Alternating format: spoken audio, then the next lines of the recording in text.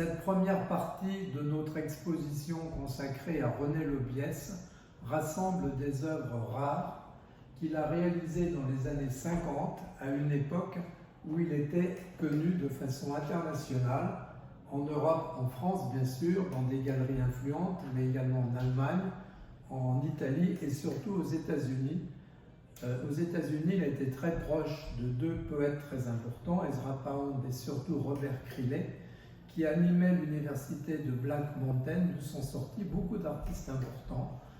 qui seront connus dans les années 60, comme Jasper Johns, dont on pourrait dire que ce tableau est un peu en proximité, Rauschenberg ou Saint-Omely. Et c'est avec Robert Criley qu'il a réalisé le premier livre d'artistes de ce poète influent, auquel les deux amis ont contribué minutieusement pendant une année entière et dont ils étaient très fiers.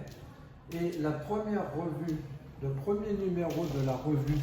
de l'université Black Mountain était centré autour de 8 reproductions de tableaux de René Lobiès, très proches de ceux que nous montrons actuellement.